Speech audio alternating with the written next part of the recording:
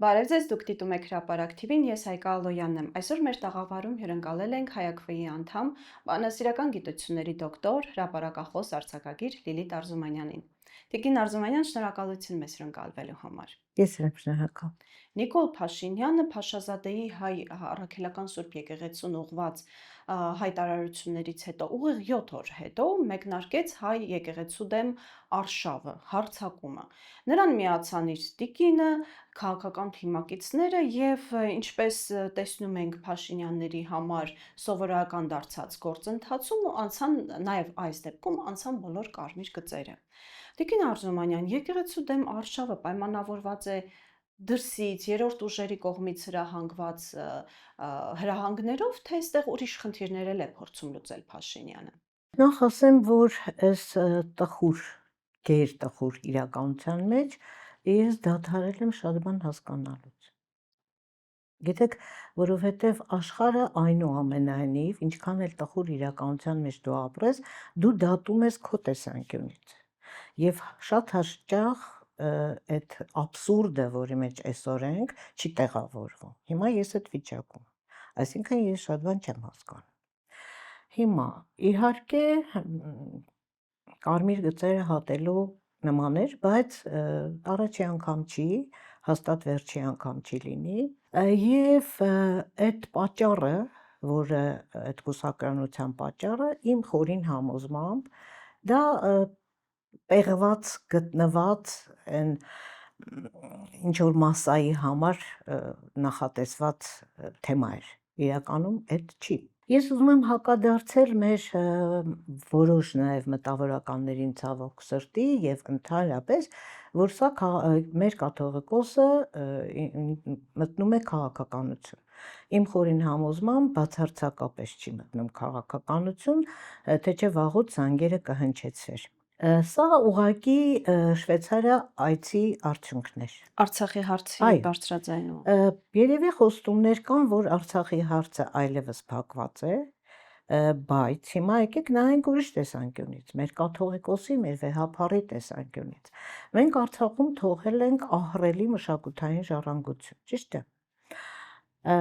Մենք թողել ենք Ամարասը, Գանձասարը, Դադիվանքը եւ մեր կաթողիկոսը պարտավոր էր հնչեցնել այդ ահազանգը, որովհետև դրանք հիմա թշնամու տարածքում են եւ կարող է ենթարկվեն վանդալիզմի։ Սա է խնդիրը։ Այսինքն կաթողիկոսը իր իրավասության սահմաններում է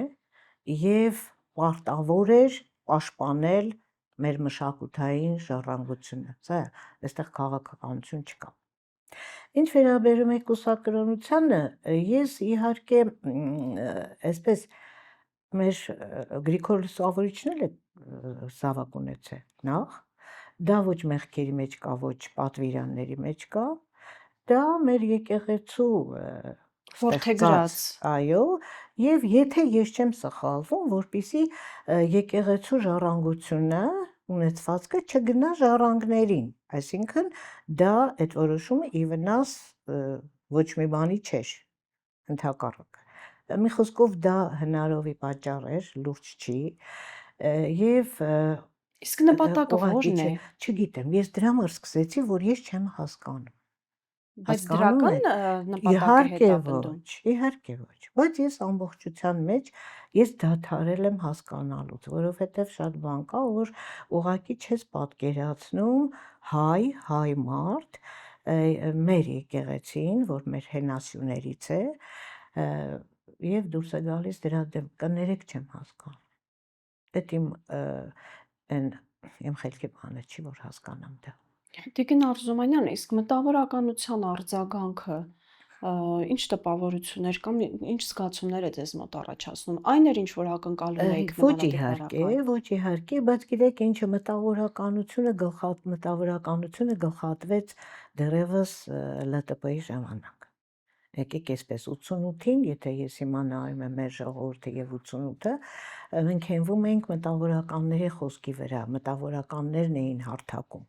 բայց գլխատվեց մտավորականությունը ցավալիորեն։ Այսինքն մենք հիմա ունենք մի իրավիճակ, որի հիմքերը դրվել են 90-ականներին։ Այո, իհարկե։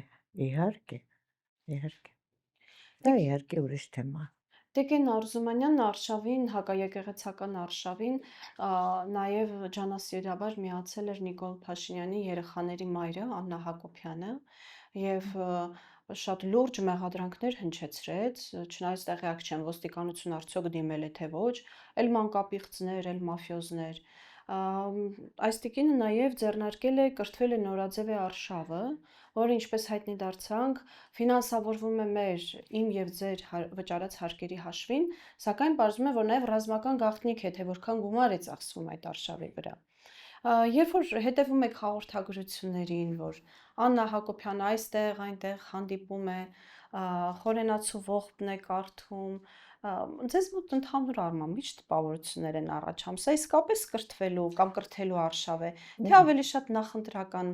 Չէ, ոչ քարոզչություն։ մի բան էլ չի, լուրջ չի։ Լուրջ չի։ Այդ ոտից գլուխ ինձ համար абսուրդ է։ Ինձ համար абսուրդ է, որովհետև հենց վերնագիրին չանշանակում կրթվելը նորաձև է։ Բայց հետաքրքիր մի բան ասեմ, ես կուզեմ անդրադառնալ այդ շրջանակներում, այդ գործընթացի ընթացքում ինչ-որ հեքիաթ է պատմվում,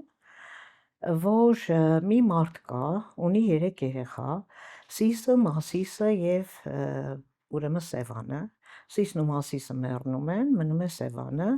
եւ այդ մարդը ցավով ասում է, այ եթե Սիսը կենդանի լիներ, ես լավ կապրեի, եթե Մասիսը կենդանի լիներ, ես լավ կապրեի, եւ չի գնահատում Սևանին։ Այսինքն ինչ որ մի բան։ Ես ուղղակի կուզեի ասել այդ հեքիաթասացին հետեւյալը. եկեք նայենք իրականությանը ճիշտ։ Սիսն ու Մասիսը իրականում չեն մեռել։ Պարզապես քո դրկից հարևանը ներխուժել է քո տուն, սպանել է քո ծնողներին, բռնաբարել է քո կնոջը, խոշտանգել է քեզ ու գողացել է քո երեխաներին։ Ինչ պետք է անի այդ պարագայում նորմալ մարդը։ Կմխկտա եւ կերազի, որ ուշ թե շուտ այդ երեխաները իրենը կդառնան։ Մանավանդ որ չեն մեռել, կենդանի են, սիրուն, շքեղ։ Չէ, եթե մարդ է։ Այսինքն իրենք փորձում են սպանել մեր Հիմա մեջ այդ հակառակ դե հիմա եկեք սենց անենք, հիշենք մեր Հրանտ Մաթևոսյանին։ Նայեք դաշտում կենդանին արածումը 3 էին ձագին մորթել։ Հիմա այստեղ հարց է առաջանում, մենք են կենդանին ենք, թե մարդ ենք։ Սիսն ու Մասիսը մեր արյան մեջ է։ Հայ ժողովրդի արյան մեջ է։ Դա մեր կարոտն է, մեր ցավն է, մեր մռմուռն է, ինչ որտեղ մեր երազանքն է, ինչ որտեղ մեր վրեժն է։ Եվ եթե ոմանց թվում է, որ կարելի է այդ արյունը ծծել ու փոխարեն ինչ որ բան ներարկել, իրանք չարաչար սխալվում են, դա չի ստացվել։ Հա հիմա մի ինչ որ շրջան, ինչ որ մի հատվածի արյունը մի քիչ վախտորված է, բայց դա ոչինչ չի նշանակում։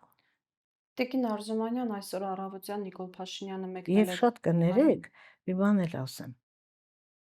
Ներկա Հայաստան, իրական Հայաստան, դրանք բոլոր անհետեցություններ են,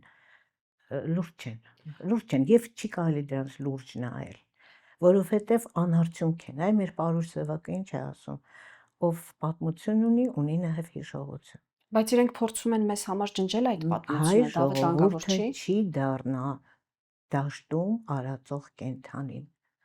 Հայ ժողովուրդը միս ու արյուն ունեցող դարերով, տառապանքով, դժվարությամբ, բազմաթիվ սխալներով ապրած մի ժողովուրդ է, եւ ոչ ոք երևի բարձրալից բացի չի կարող մեր դատավճիռը տա։ Այսինքն դուք համոզված եք այս շրջանը եւս անցողիկ շրջան է։ Իհարկե։ Ինձ այսօր ցավացնում է ոչ թե ով ինչ կասի, ոնց են անում, ինչ են անում, դա ինձ համար սարսափելի թեմա է այդ ամեն ինչ։ Ցավացնող եւ սարսափելի։ Ինձ այսօր մտահոգում է մեր ժողովրդի բարոյական կերպարը։ Ընդհանրապես,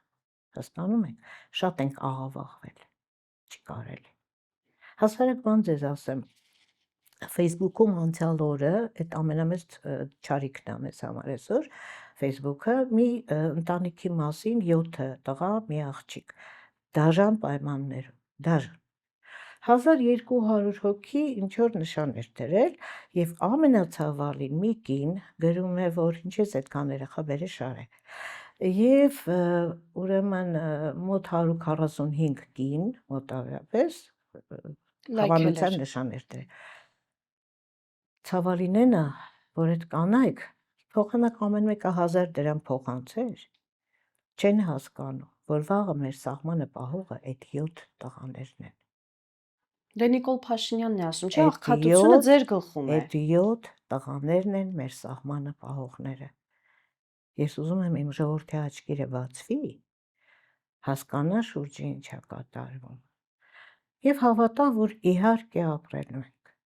Եվ պարզապես ավարտեմ, հա, եթե կարելի է Թումանյանի բառերով։ Եթե մենք այն ժամանակ Թումանյան կարդում էինք ուսանող ժամանակ եւ կարծում էինք, մեկը ես սխալմամբ կարծում էի, որ ցավալիորեն, որ այդ ինչ որ գրվում են, անցած են, մնացել են անցյալում, ցավալիորեն պարզվում են ոչ։